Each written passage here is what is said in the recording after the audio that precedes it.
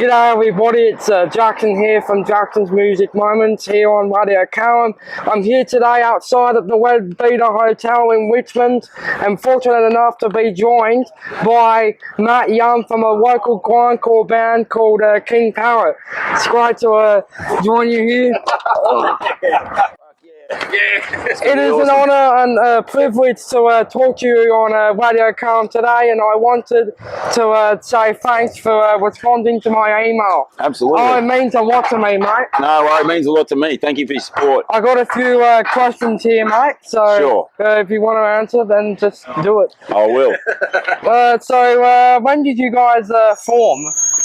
So I guess we were messing around, jamming and stuff in like 2009-ish, but I think the band itself kind of started around 2010. I think that we played our very first show in 2010, if my memory serves me correctly, and then the first EP, the Stench of Hardcore Pub Trash, came out in 2011. So I would say 2010 we kind of like became kind of King Parrot. So yeah. What's your favourite song of the new album, mate? My favourite song off the new album? Well, I don't know.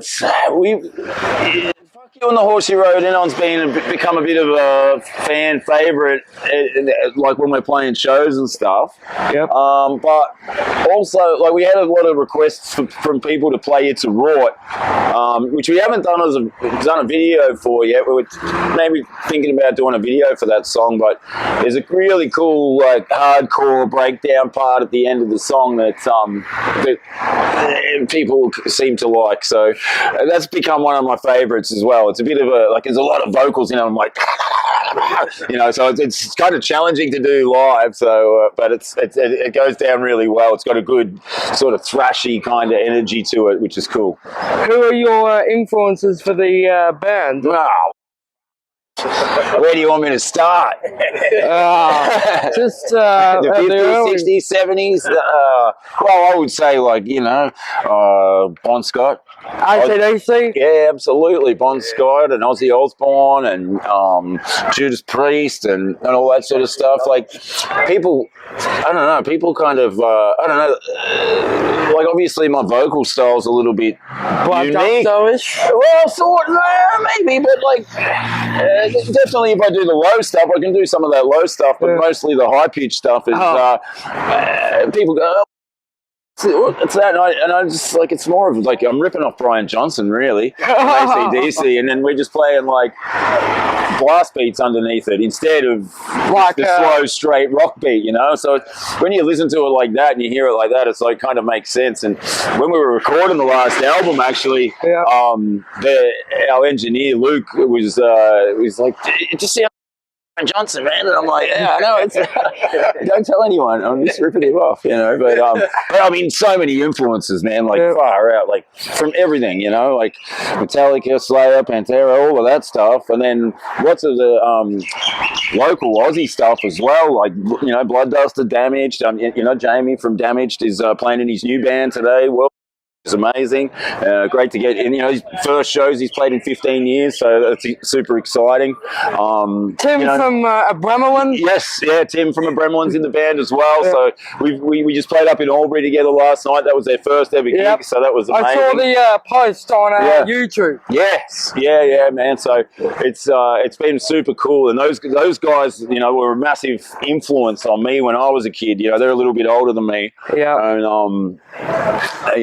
I was saying to Tim yesterday, I said, I think I was about 14 years old, and I went into a venue that's not there anymore. It got burnt down, actually, the Palace in St Kilda. Yes, and I saw Cannibal Corpse and Damaged and a Bremerlin at that venue, and it was life-changing. And I've still actually got this scar on my knee. It's from a failed stage dive at that show. I ripped the skin off the top of my knee. Oh my goodness, mate. So I've still got a scar from that show. Oh God, mate. It was amazing. It was unreal. Mate, how did you come up with the beautiful name of King Parrot? How did we come up with the name? Well, we come up with the name. We were just sitting around one day watching. We were watching the movie Chopper. Oh, you know the movie Chopper? Yeah, is that Keithy George goes to Chopper. He goes, "Yeah, Harry, you just chance to make a name for yourself. And, you know, he's giving Chopper a hard time. And someone just said, you should just call one of our mates just said, you should just call the band King Parrot. Oh, yeah, mate. We just stuck with it, you know. We were going with a couple other names, but we just went with that. It's just different, you know. And it's one of those names that you can just grow into, and it just becomes your own thing, and which is cool. And you know, the birds themselves are kind of loud and annoying, and we're kind of loud and annoying as well. So yeah, I know. Well, what was the process recording the album A Young Person's Guide to King Parrot? The process? Yeah. Well, we spent a lot of time. The whole like motivation to kind of do it again was we did a tour in America in 2023. It was like the first time we'd been back over there since COVID had all happened. Yeah. So we went back over there, and we did a whole bunch of shows with Weed Eater. We did like 5 shows with Pantera and Lamb of God, and we did a whole bunch of headlining club shows as well. I've heard of Weed Eater. Yeah, great band. Yeah, that's sick. They are great, man. And so when we did that tour, we were kind of got motivated again to get creative, and we really wanted to do a new record. So we spent a bit of time that summer in 2023, 2024, just getting all our ideas down and finishing off the writing and doing lots of pre-production, and then pretty much all of 2024 we did a couple things. We did Knotfest and a few other bits and pieces, but we spent most of the year recording, and then we just started putting stuff out this year, putting out all the singles and videos and stuff, and now it's the music videos are just God, man, that's sick, man. You like it? Yep. Yeah, great. Yeah, we have fun making them too, don't we? Oh yeah, mate. Where was your favourite venue to play a gig? Is it here or a different hotel or? Well, you know what? King Parrot's never actually played here at the Leadbeater. I've done a gig here with another band that I play with sometimes called Smoke Witch, but this is a great venue. But my favourite place to play, well, it's hard to say.